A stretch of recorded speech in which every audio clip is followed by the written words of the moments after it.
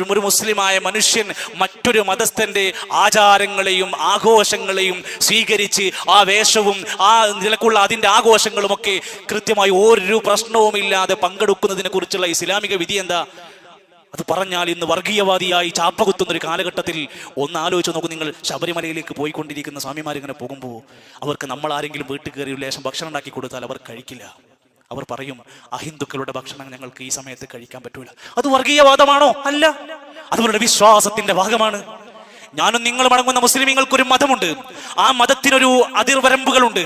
അതിന് പാടുള്ളതും പാടില്ലാത്തതുമുണ്ട്. അതിൽപ്പെട്ട ഒന്നാണ് മൻ തശബ്ബഹ ബിഖൗമിൻ ഫഹുവ മിൻഹും.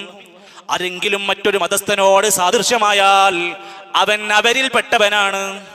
ഇസ്ലാമിന്റെ പ്രവാചകന്റെ ജന്മദിന ആഘോഷം പോലും പാടില്ല എന്ന് പഠിപ്പിച്ച മതമാണെങ്കിൽ പിന്നെ എങ്ങനെയാണ് മറ്റൊരു മതസ്ഥന്റെ ആഘോഷത്തെ അങ്ങ് സ്വീകരിക്കാൻ കഴിയുക?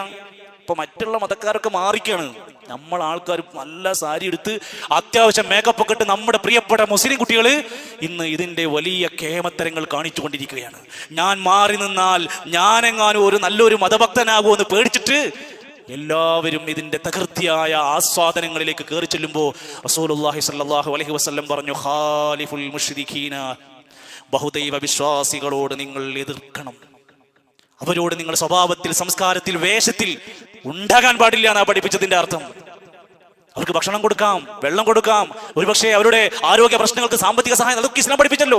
എന്നാൽ അവരുടെ മതത്തിന്റെയും ആചാരങ്ങളും ആഘോഷങ്ങളും നമുക്ക് കൊണ്ടു നടക്കാൻ പറ്റുമോ? നിങ്ങൾക്ക് വേണമെങ്കിൽ ഇന്നും അവിടെ നമുക്ക് നെറ്റിലൊക്കെ സെർച്ച് ചെയ്താൽ അവരുടെ പ്രിയപ്പെട്ട സ്വാമിമാര് അവിടുത്തെ ആദരവോടുകൂടെ അവർ പറയുന്നുണ്ട്, ഇത്രാം ദിവസം ഇത്ര പൂക്കളം ഇടണം, വിളക്ക് ഇന്ന സമയത്ത് കത്തിക്കണം, ഇന്ന വേഷങ്ങൾ ധരിക്കണം. ഓണവുമായി ബന്ധപ്പെട്ട് നമ്മൾ പെരുന്നാളിന്റെ സുന്നത്തുകൾ പഠിപ്പിക്കുന്ന പോലെ ഓണത്തിന്റെ ചടങ്ങ് വിശദീകരിക്കുന്ന സ്വാമിമാര്. ഇതെങ്ങനെയാണ് സുഹൃത്തുക്കളെ കേരളത്തിന്റെ കാർഷിക ഉത്സവമായി മാറുന്നത്? ഇത് മതത്തിന്റെ ഉത്സവമാണ്. പക്ഷെ നമ്മുടെ തലച്ചോറിലേക്ക് ഇട്ടു തന്നു, അതൊന്നും എല്ലാവർക്കും ഒന്നും കുഴപ്പമില്ല, അതൊക്കെ കേരളത്തിലൊരു മൊത്തം ഉത്സവമായിട്ട് കണ്ടാൽ മതി എന്ന് പറയുന്നുവെങ്കിൽ ഞാൻ ഒന്നേ പറയുന്നുള്ളൂ, ആരും പേടിക്കേണ്ട ആവശ്യമില്ലല്ലോ. നമുക്ക് പറയാലോ, നമ്മൾ ഈ അകത്തിരിക്കുന്ന പള്ളിയിലിരിക്കുന്ന നമ്മളോട് പറയാ, അള്ളാഹുവിന്റെ റസൂൽ സല്ലല്ലാഹു അലൈഹി വസല്ലം ഒരു കാര്യം നമ്മളോട് എതിർത്ത് കഴിഞ്ഞാൽ, അത് പാടില്ലെന്ന് പറഞ്ഞു കഴിഞ്ഞാൽ പിന്നെ നമുക്ക് എങ്ങനെയാണ് അതിനോട് സമരസപ്പെട്ടു പോകാൻ കഴിയുക? നമ്മൾ നമ്മുടെ ഈമാൻ പരിശോധിക്കുക.